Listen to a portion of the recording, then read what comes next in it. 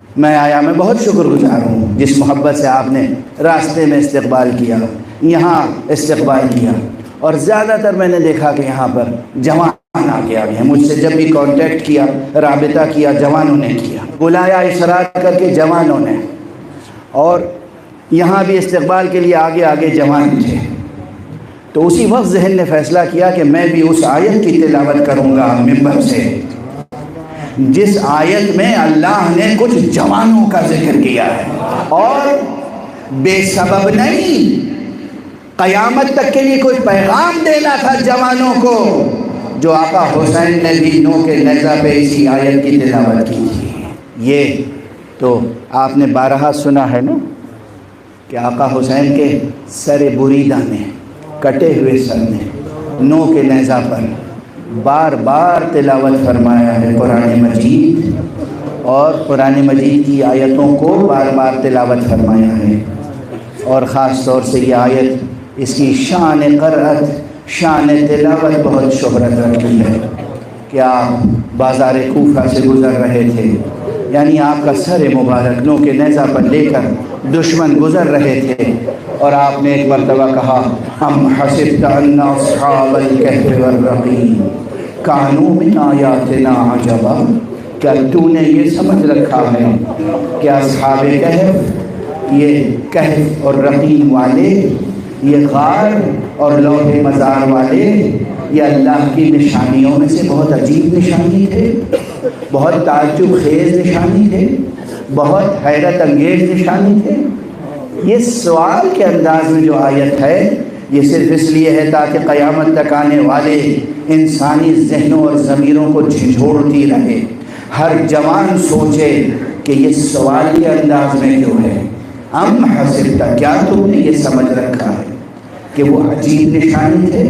اس میں تربیت کا پہلو ہے، اس میں دعوت کا پہلو ہے۔ اصحاب کہف کی اہمیت کیا تھی کہ وہ توحید حق سمدی کے امانت دار تھے، انہوں نے بہت سی مشکلیں برداشت کی، کس لیے؟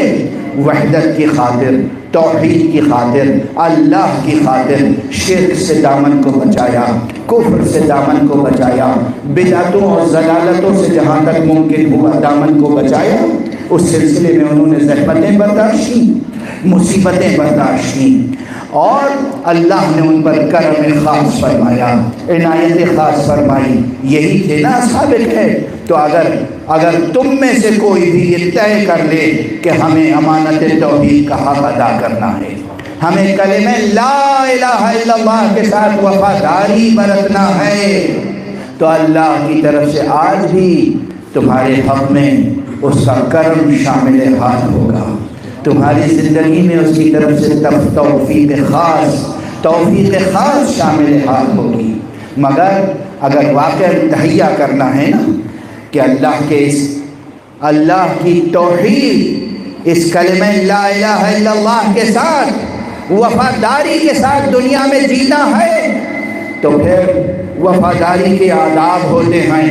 وفاداری کے آداب کون سکھائے گا؟ وفاداری کے آداب سکھانے کے لیے مدرسہ ہے مکمل، وہ مدرسہ کربلا کہلاتا۔ کلمہ لا الہ الا اللہ کے ساتھ، توحید کے ساتھ وفاداری نبھانے کے آداب، سلیقے، یہ کربلا سے سیکھو، اور ان جمع مردوں سے سیکھو جو آقا حسین کے قدموں میں جان نثار کر رہے تھے۔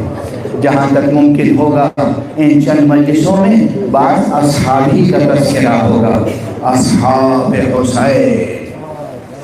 خدا کی قسم کیا اصحاب تھے جن کے لیے خود آقا حسین نے فرمایا کہ میں انی لا اعلم اصحابا اوفا وابر من اصحابی، اوفا وخیرا من اصحابی، ولا اہل بیت اوصل وابر من اہل بیتی۔ میں نہیں جانتا کہ میرے اصحاب سے زیادہ بڑھ کر کوئی بہتر دنیا میں کسی کو صحابی ملے ہوں، کسی کو اصحاب ملے ہوں، ان سے برتر، ان سے بڑھ کر، ان سے زیادہ باوفا، اوفا و خیرا۔ نہ ان سے زیادہ باوفا، نہ ان سے زیادہ بہتر. یعنی گویا فرما رہے ہیں نہ میرے نانا کو ایسے اصحاب ملے، نہ میرے بابا کو ایسے اصحاب ملے، نہ نانا سے پہلے کسی اور نبی اور پیغمبر کو ایسے اصحاب ملے جیسے اصحاب حسین کو ملے تھے. ہاں کیسے اصحاب تھے؟ چاہنے والے، چاہت کے ساتھ اطاعت کرنے والے. کہ جب شب عاشور امام نے کہا ہے کہ دیکھو اس رات کی تاریکی کو اپنے لیے وسیلہ بنا لو، اس رات کی تاریکی کو اپنے لیے ذریعہ سفر بنا لو.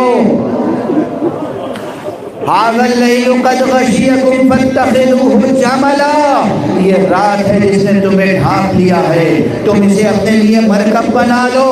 اور اگر شرمندہ ہو کہ تم اگر شرم محسوس کر رہے ہو تو میرے اہل بیت میں سے بھی ایک ایک کا گھر، ایک ایک کا ہاتھ پکڑ لو، ایک ایک جوان کا، ایک ایک بچے کا، اور انہیں لے کے چلے جاؤ. اس لیے یہ جو آنے ہیں یہ میرے علاوہ کسی کو نہیں چاہتے، یہ صرف میری جان کے در پر ہیں، یہ میرا خون چاہتے ہیں، یہ میرے سر کے طلبگار ہیں، کوئی تمہیں روکے گا نہیں. اس کے جواب میں اصحاب نے کیا کہا تھا؟ صرف ایک صحابی کا جملہ یاد دلا دوں.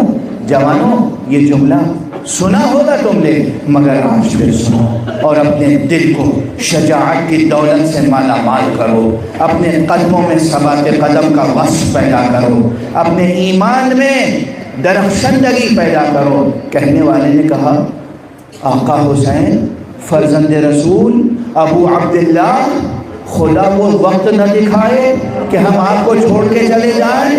یہ ایک زندگی کیا اگر 70 بار، یہ ایک زندگی کیا اگر 70 بار مجھے زندگی ملے اور ہر بار آپ کی محبت میں قتل کیا جاؤں، ٹکڑے ٹکڑے کیا جاؤں، تب بھی میں آپ کا ساتھ چھوڑنے کے لیے تیار نہیں.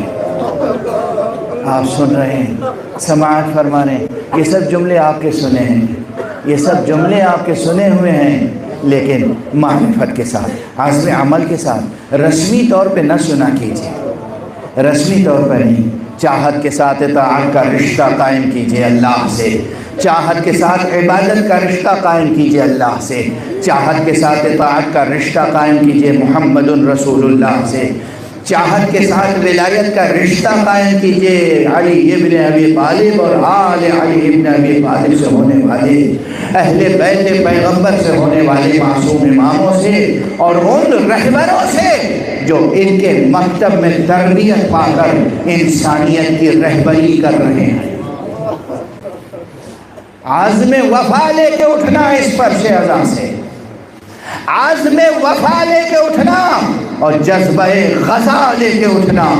اس لیے کہ اصل عزاداری بے دینی سے جہاد کا نام ہے، عزاداری بدعتوں سے مقابلہ کرنے کا نام ہے، عزاداری کفر و شرک سے جہاد کا نام ہے. عزاداری حسین ہے، یہ کسی اور کی عزاداری نہیں آئی، یہ عزاداری حسین ہے. اور ہاں تم کرو یا نہ کرو یہ وعدہ خدا کا ہے، عزاداری ہمیشہ باقی رہے گی. اس